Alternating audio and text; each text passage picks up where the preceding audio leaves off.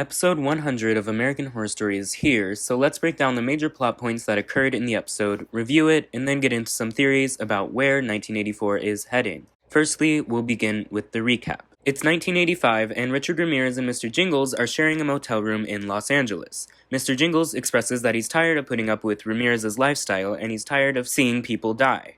But Richard says that there's no going back after Satan gifted him life. While stopped at a liquor store, Benjamin sees a newspaper with Richard's face on it, identifying him as the Night Stalker. He hands the newspaper to a woman and indicates that Ramirez is in the store. A mob chases Richard Ramirez and beats him as Benji drives off.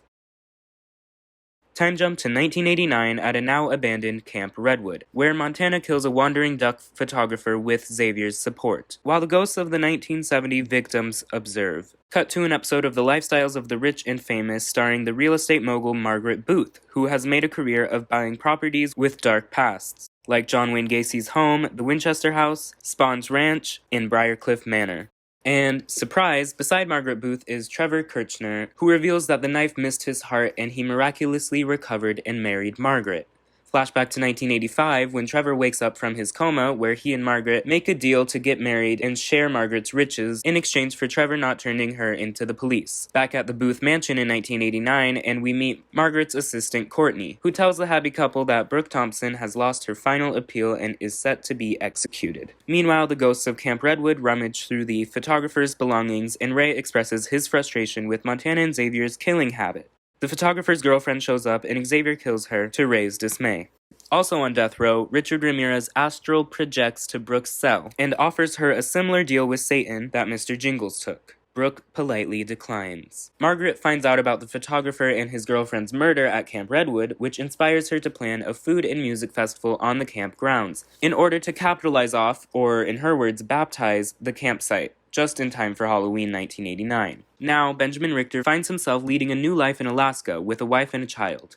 He is employed at a video rental shop and goes by the name Donald. Margaret returns to Camp Redwood and holds a press conference for the festival, and Chet plots to kill Margaret as revenge for his brutal death. A visitor informs Richard Ramirez of the Camp Redwood festival with Billy Idol as a headliner, and Richard says that he doesn't want to die with the 1980s, as 1990 is fast approaching. Richard plots a comeback so that his legend lives for multiple decades.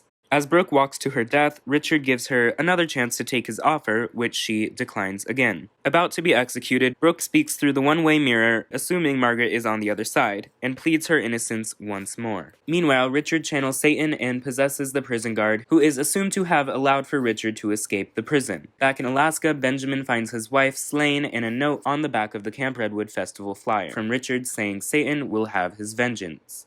Benjamin leaves his son on his sister-in-law's doorstep and vows to end the darkness that plagues him. Brooke's death sentence seems to be carried out until she is awakened, and the executioner is revealed to be none other than Donna Chambers. Alright, so this episode is obviously unlike any of the previous episodes of the season, mainly because it does not occur on the 1984 counselor's first night at Camp Redwood. Instead, we have a time jump of 5 years, with this episode majorly taking place in 1989.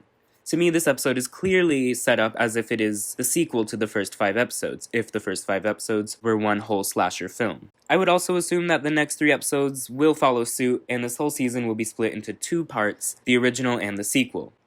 I like this concept, and I think you can't bring up 80s slashers without mentioning their countless sequels.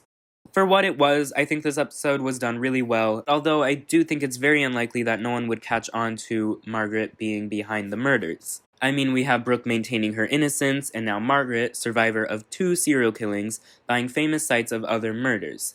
The woman is obviously deranged, but yeah, I guess having Trevor on her side does help her case a little. Benjamin's new life is interesting as it is taken away just as fast as it was introduced, and by the end of the episode he's back in the trench coat jingling towards Camp Redwood. I think Benjamin is proving to be one of the standouts of the season, someone whose life has been completely ruined by Margaret. He's been unable to escape the consequences of her framing him since 1970. I think this Camp Redwood festival is going to be really cool to watch, with a probable 3rd massacre occurring at Camp Redwood in the span of 20 years. I loved the inclusion of the ghosts from the 1970 murders living amongst the 1984 ghosts, although where the hell have they been hiding this whole time?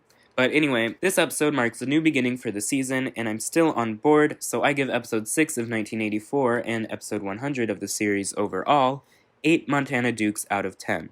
Be sure to let me know how you'd rate it in the comments below. So now let's move on to the theory section. Theory number 1, Lana Winters is coming.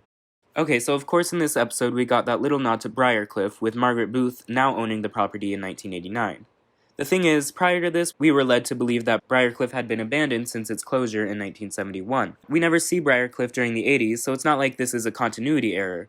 However, we do know that by 2012, the property is abandoned. So it's safe to say that Margaret Booth does not hold on to this property for much longer. So what if Lana Winters becomes aware of Margaret and her story after her acquisition of the property, and she sees right through her? We know Lana Winters becomes a journalism icon after her Briarcliff expose, so what if this causes her to do an expose on Margaret Booth? Lana could expose her for profiting off the celebration of heinous sites of evil and murder, and perhaps she could even go as far as to pinning both Redwood murders on Margaret. I think it would be cool if this Easter egg reference to Briarcliff was actually setting up a bigger Asylum connection. However, Sarah Paulson has stated that she's not appearing in this season, so the only way this could happen is if she lied to keep it a surprise. But I still think this would be a fitting downfall to Margaret Booth, and I think Margaret and Lana are parallel characters. After Lana escaped the hell of Briarcliff, she went on to have a successful career without selling out.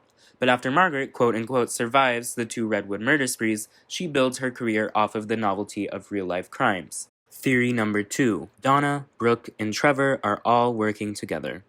Okay, so this is kind of a combination of 2 theories floating around on Reddit, but we know Donna saved Brooke and that the pair are working together in the promo for episode 7. We also see Dylan McDermott's character with these 2, and he's bearing a strong resemblance to Trevor. I think that Trevor has been trying to clear Brooke's name while simultaneously incriminating Margaret. And perhaps Dylan is playing Trevor's brother, who resembles him enough to get past security at Camp Redwood during the music festival. Maybe this is leading to a confrontation with Brooke and Donna exposing Margaret, or maybe Brooke, Donna, and Trevor are all trying to kill Margaret. This is one of those theories with no real foundation, aside from the resemblance between Dylan's character and Trevor, but I think that Trevor was a good guy in the beginning, and I find it hard to believe that he can just stand by Margaret without immense guilt. Alright, so be sure to let me know all of your thoughts on episode 100 and American Horror Story 1984 as a whole in the comments below. Leave this video a like and make sure you're subscribed so you don't miss any more 1984 content, and I'll see you next week.